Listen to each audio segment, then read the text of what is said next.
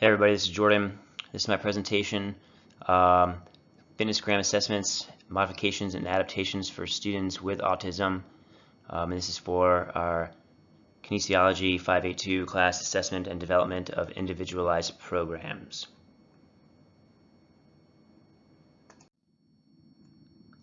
What is the FITNESSGRAM? It is a comprehensive fitness assessment battery for youth. It includes a variety of health-related physical fitness tests designed to assess cardiovascular fitness, muscle strength, muscular endurance, flexibility, and body composition.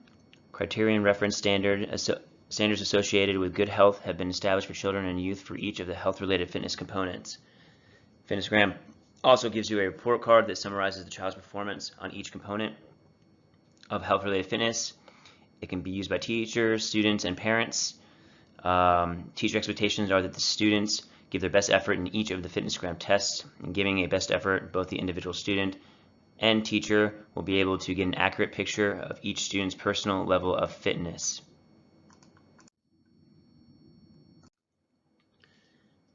FITNESSGRAM testing components. There are 5 components of physical fitness: cardiovascular endurance, muscular strength, muscular endurance, muscular flexibility, and body composition. The FITNESSGRAM test is a pacer or 1 mile run, curl-ups, 90-degree push-ups. The sit and reach, and BMI is body mass index. FITNESSGRAM standards by age. You can get a chart like this anywhere. If you don't already have one, you can get them online. Maybe your school district provides them. But the standards for the healthy fitness zones are there for boys and girls, and with their age, starting at 5. But really, at the younger elementary level, we do not start recording scores until about the 3rd grade.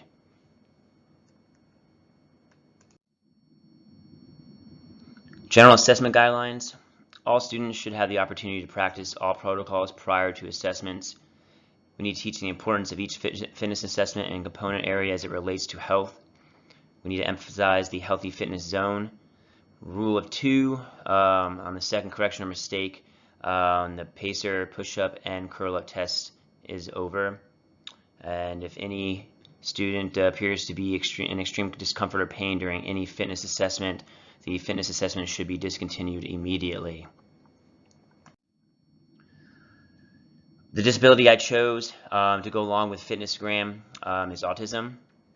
Autism means a developmental disability significantly affecting verbal and nonverbal communication and social interaction, generally evident before age 3, that adversely affects a child's educational performance.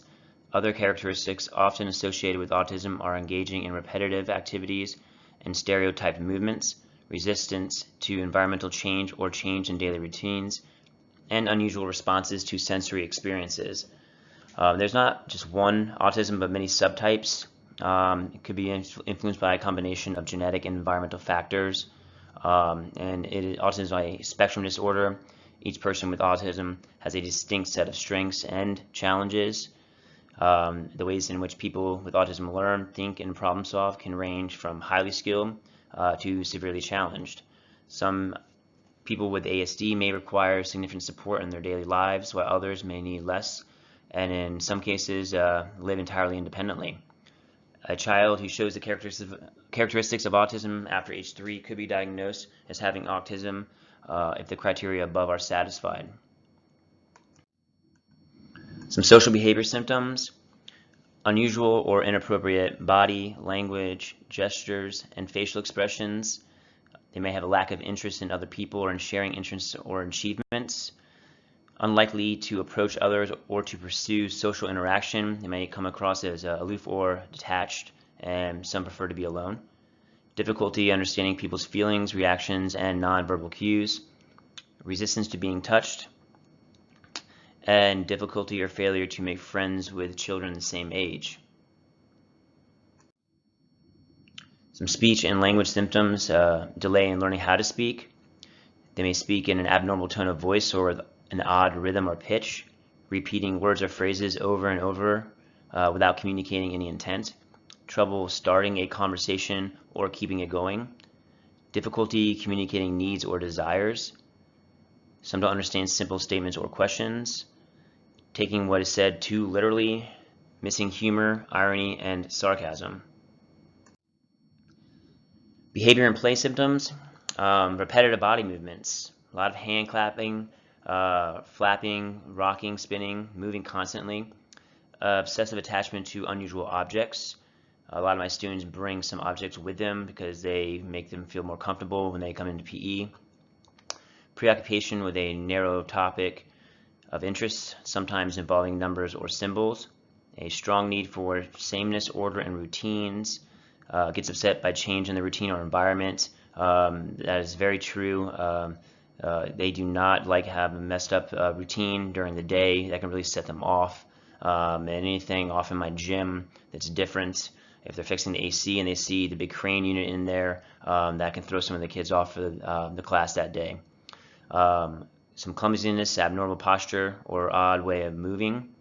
Fascinated by spinning objects, moving pieces, or parts of toys.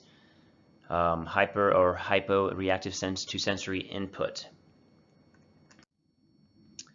For our critical thinking activity, we are going to watch a couple videos on some of the FITNESSGRAM assessment tests.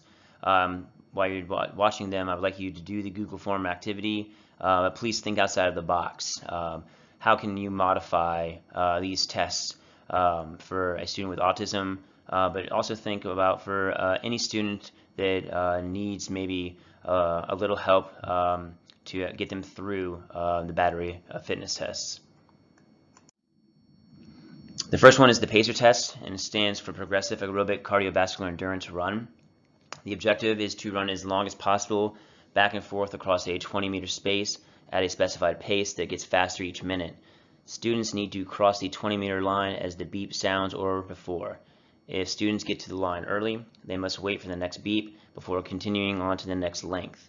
At the end of each minute, a triple beep sounds indicating the pace will get faster. The first time a student does not get to the line before the beep, they should immediately turn around and attempt to get on pace. Students continue this until they fail to reach the line before the beep for the second time.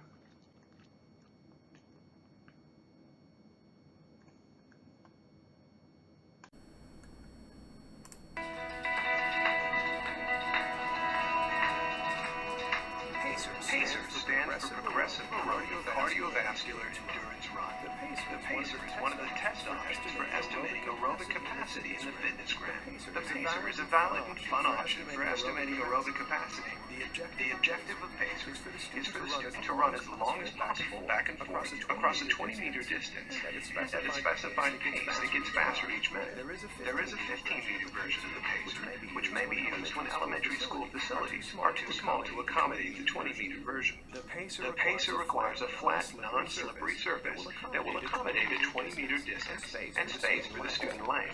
This surface may be inside or outside. The examiner also needs a seating player with adequate volume, measuring tape, marker cones, masking tape or chalk, and copies of the score recording sheets. In preparation for the PACER, the examiner needs to mark off the 20-meter distance, including both a start and an end line. The PACER course should have enough student lanes to accommodate the number of students the examiner can accurately track. The lanes may be marked with cones, tape, or chalk to help students run in a straight path. Before the day of the test, students should be provided with opportunities to practice the PACER so they know what to expect. These practice opportunities, which may occur during physical education classes, should include the use of the PACER CD. The warm-up is not as essential for the PACER as it is for the other test of aerobic capacity, because the progressive nature of the test provides a built-in warm-up. Remember, the goals of the warm-up are to prepare the body for the activity, improve performance, and reduce injuries. Prior to the beginning of the PACER, the examiner ensures that each student has a partner. The role of the partners is to help keep track of the number of form breaks. The students line up at the start line, and the partners stand behind the opposite lines. The examiner stands on a sideline with a clipboard and a score recording sheet. The examiner monitors and records the number of laps each student completes. In the PACER, one lap is the 20 or 15-meter distance from one end of the course to the other. The recorded score is the total number of laps completed by the student before the second form break. A form break occurs when the student does not touch the line by the sound of the beep. The Pacer CD is set to music. The CD includes a 5-second countdown and tells the students when to start. The students begin the test running across the distance and touching the line with their foot before the sound of the beat. Walking is allowed so long as the desired pace is maintained. At the sound of the beat, students run back to the other end. A student who touches the line at the sound of the beat must immediately turn and run back to the other end. A single beep sounds at the end of each lap. The audio CD also provides a verbal cue to track the number of laps completed. A triple beep sounds at the end of each minute. The triple beep serves the same function as a single beep, but it also alerts the students that the pace will get faster. 28. 29.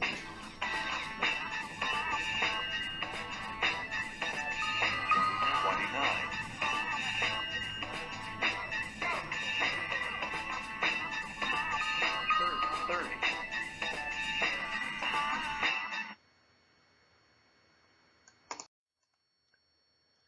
The next test is the curl-up test. The objective is to complete as many curl-ups as possible, up to a maximum of 75 at a specified pace. Student lies on a mat with back flat, head touching arms, outstretched at sides, and feet flat with knees up. Students should position themselves so their outstretched fingertips are just before a 4.5-inch measuring strip. I use tape on mats for that. When performing the curl-up, students need to get their backs up off the mat far enough so that their fingertips cross the measuring strip. They need to follow the cadence, go up when it says up and down when it says down. Make sure that they form errors include not getting the back off the mat and forcibly stretching the arms across the measuring strip, feet lifting up off the mat, head not returning to the mat, and inability to maintain the proper pace. And then after 2 mistakes, the test is done. Put your fingers on the edge of the first tape line. So when you lay down, your hands are not touching the tape. You just stretch your arms out as far as you can and scoot your body up until you get to the edge of the first tape line. That is the correct starting position. You want to make sure you don't have your feet on the mat. When the CD says up, you're going to come up and you will bring your fingers past the second tape line. When it says down, you'll go back to the start. Every time it says up, your hands on the mat, slide up past the tape. When it says down, you go back to the start. You have to do a few things when you're taking the test. You have to stay with the CD, stay the same speed the whole time. So you don't have to worry about it speeding up like the pacing test is going to stay the exact same speed. And you need to make sure you're coming up on the up, so down on the down. If you cannot keep up the CD, that would be a mistake. You want to make sure that your hands stay on the mat. If you're coming up and your hands come off the mat, that is a mistake. So you have to keep your hands on the mat. And you have to make sure they slide past that second tape. If your hands do not cross the second tape, then that is a mistake. So make sure you keep your hands past that second tape. You want to keep your arms nice and straight. So don't bend your elbows, pull yourself up on your elbows. Keep your arms nice and straight as you come up past that second tape, and then go back down. You also want your feet to be connected to the ground. You must be touching the ground at all times. If your foot comes up off the ground, then that is a mistake. Make sure you're on the ground, flat. Put your feet up on your heels. You must be touching the ground. Next, we have the 90-degree push-up test. The objective is to complete as many 90-degree push-ups as possible at a rhythmic pace. Students begin in the up position.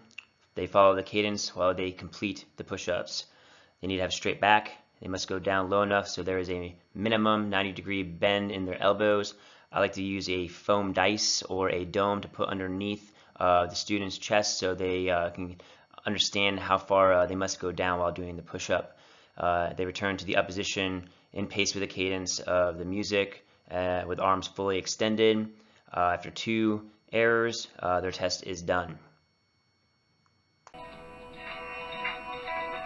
push-up is one of the test options used to measure upper body strength and endurance with a FITNESSGRAM. The objective of the push-up is to complete as many 90-degree push-ups as possible, and to do so at a set cadence or pace. To administer the push-up, the examiner needs the Pacer CD with a player, as the CD contains a recorded cadence for the push-up. Examiners may also choose to call the cadence. The pace is one 90-degree push-up every 3 seconds. The examiner also needs copies of score recording sheets. While gym mats may make taking the test more comfortable for the student, they are optional. A cardboard square or other object that has a 90-degree angle may assist the examiner determining if the student reaches 90-degree elbow flexion. Before the day of the test, the student should be provided with information about upper body strength and endurance and how the push-up is a measure of this area. Students should also be given opportunities to practice the push-up. The warm-up is important to performance on the push-up. The goals of the warm-up are to prepare the body for activity, improve performance, and reduce injuries. The examiner tests the number of students that can be accurately monitored to ensure that each push-up is performed correctly. The student begins by assuming a face-down position on the mat, with hands placed under or slightly wider than the shoulders. Palms touching mat. Fingers extended, and legs straight and slightly apart, and toes tucked under. The student then pushes up off the mat until arms are straight and legs and back are in a straight line. We'll now begin. The back should be kept in a straight line from head to toes throughout the test. Down, up, one, down, up, two. The student performs the push-up up to the cadence of one push-up every 3 seconds by following the voice commands for down, up. The student is permitted one break in form. A form break occurs when the student is not achieving a 90-degree angle of elbow flexion in the down position before pushing up. When a straight back is not maintained throughout the push-up. When the arms are not fully extended in the up position. And when the student stops to rest or cannot keep up with the cadence. The student is stopped when the second form break is made or when the student appears to be in extreme discomfort or pain. The score is the number of 90-degree push-ups performed before the second form break. The first form break or incorrect push-up is counted in the score. If the push-up score is within or above the range of the healthy fitness zone for the student's gender and age, the student meets the performance standard and should continue doing regular physical activity. If the score falls below the range of the healthy fitness zone, this indicates that the student would benefit from physical activities designed to improve upper body strength and endurance. The next is the sit and reach test. The objective is to reach within the healthy fitness zone range using both the right and left legs. Students must take off shoes. They can start with placing their left foot against the box, right foot flat on the floor with the knee pointing up, keeping the fingers even. The student reaches 1, 2, 3, holding the reach. The third time as far as they can on the ruler. This is then repeated for the right leg. Partners can be used to hold down the leg of the test taker so that the knee does not come up. You want to keep your fingers even. Knee of the leg being tested comes up, and that's a form error, and failure to hold the stretch for 1 count is in form error. If there is a form error, the student goes again until they get a score. What's up, friends? Today we're going to be doing your sit and reach test. This is a flexibility test. Flexibility is a very important part of your fitness. When you're doing this test, you're going to be lining up right here behind this sit and reach box. You're going to put one leg in, one leg out, your hands together. You're going to reach down as far. When you're lined up behind the sit and reach box, you're going to take your shoes off, and then you will start by putting one leg in next to the box. One leg is next to your knee, your hands flat on the ground. Hands together, reach down as far as you can and hold it for 3 seconds. Your teacher will tell you where your score is, and you will switch to the other side. Reach down and hold it for 3 seconds. You're going to reach down as far as you can. You're going to hold it for 3 seconds. Make sure your fingers are together. If your fingers are not together, you have to count the hand that is the shortest. So make sure your fingers nice and even so that we can give you the best score possible. After you do your second score, you are done. Go and sit down on the bench. Get your height and weight. As was mentioned at the end of that little video, next up would be height and weight to get your body mass index, the BMI. The objective is to estimate a person's body composition, muscle versus fat mass, based on a person's weight and height. Keep in mind that the BMI is a calculation used to screen the general population for health risks related to having too much body fat. This is not a tool that works well for most athletes who are curious about their own body composition that includes lean mass and fat mass. Your school district may or may not allow you to take height and weight, or they may only allow the nurse to do it. I know that some schools do not do the height and weight at an elementary level. That's totally up to the school district. But standards, make sure shoes are off, no heavy clothing while taking height and weight. And generally, you would like to tell your students to keep whatever the height and weight of theirs private. It's personal information. Next up, we'll discuss some FITNESSGRAM modifications. Hopefully, in your critical thinking activity, you were able to come up with a couple different creative out-of-the-box type of ideas that you might want to use for a student with autism. So for the pacer, visual cues, bright colored tape, cones, even a flashing light to get some the attention of somebody. Auditory cues, drumming, reminders, reading directions twice or more. You can amplify the cadence, although you might actually want to keep the cadence low for some students. Some students will have an adult paraeducator / they may choose a friend, their peer, to run / walk with them. You can obviously decrease the distance, or you can have them run walk every other lap. For the curl up accommodations, you want to have a book at the end of the tape so they can feel how far they're going. You can tap on the shoulder when they reach the end of the strip. So we want to have material of the same dimensions. Protocol reminders, some encouragement. Auditory cues with the same drumming, amplify cadence, or use no cadence. You can hold students' feet using physical assistance partially or completely, and use of an incline mat. Push-up modifications. Remember the protocols, remind them multiple times, spotting for balance, light touch on back or shoulder. You can put a yardstick for balance, visual cues, poster and cue cards, drumming, amplify cadence. You have modified push-ups on your knees, or they may begin lying on the floor and try to push up as best as they can, and they may have the use of an incline mat as well. For the sit and reach accommodations, spotting, light touch reminders, help with hand-over-hand assistance, touch pads, hold the foot flat on the bent knee, hold the knees down, allow a one-handed stretch, or hold for a shorter time.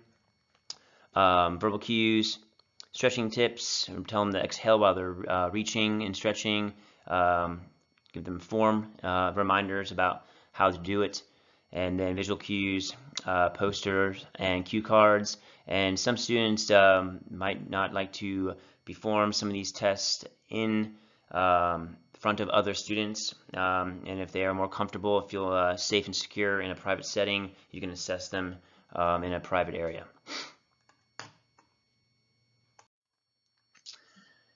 So things to discuss about modification for fitness testing. Things that physical educators need to think about during health-related fitness testing. We should do this in our natural environment. The kids are used to doing physical fitness and activities where they have always done their PE classes. We need to limit distractions and noise, get rid of excess or unused equipment from the environment, make sure we plan ahead for our students, what equipment we do need, especially if we need to make modifications for certain students, and we need to know be very familiar with the test. We must explain the test questions clearly and understandably to the students, so they know exactly what they do when it comes to the physical prompt, demonstration, and verbal cues or pictures. Definitely let the students ask as many questions as possible. Show them and demonstrate and model as many times as necessary, and you need to give them ample practice time. Make sure we present these skills in a friendly, encouraging, and playful fashion. Incorporate fitness into your warm-ups or even certain games. Don't exceed 1 hour for testing, and tests should be over several days in different environments, inside, out, game situations to help shake things up. And make sure we're trying to do different types of assessments for certain students. There's many things out there that you can try to do to help a student succeed for the FITNESSGRAM, and we all should be sensitive to cultural diversity. When it comes to documenting results, we should have knowledge of the student's past and current physical, cognitive, and social abilities. Results need to be viewed and evaluated considering the environment for which the test was administered for appropriate recommendations and intervention in the future. Assessment should include all professionals' perspectives using an ecological approach in a functional and natural setting. Include in the assessment the student's overall functional abilities, both their strengths and weaknesses, and results need to be linked to individual education plans, goals, and objectives. We need to treat every child individually to his or her needs. I've had very high performing students with autism who need no modifications for any of the FITNESSGRAM tests. I have had some that need minor modifications and some that needed a lot. But sometimes you can just assess how they listen as well. Can they line up on the line during the pacer test? Can they run to the other line and cross that line? Can they follow those directions just to get the hang of actually taking a FITNESSGRAM assessment? So those are things that can be done when it comes to assessing students and their needs. The last thing I want to talk about is the Brockport Physical Fitness Test. The Brockport Physical Fitness Test is a test that has 27 different type of fitness tests in it. Generally, people will only choose between 4 to 6 of them when they are testing students with disabilities. The test is a health-related criterion reference test of fitness. It is designed primarily for use among youngsters with disabilities. It is particularly compatible with a FITNESSGRAM. That's why I'm bringing this up and mentioning it. They are compatible with each other. It focuses on both physical fitness and functional fitness. Functional fitness refers to the ability to meet the demands of daily living. And it uses criterion reference standards that either align with FITNESSGRAM or have specific standards attached to them. So that's a good thing that you guys might want to look up and see if it could be beneficial to you with certain students and whatever their disabilities may be in your physical education classes. I appreciate you guys listening to me during my presentation. Hopefully this was beneficial and informative. Looking forward to seeing responses to the critical thinking activity on the Google form link I sent you guys. Have a great rest of your summer.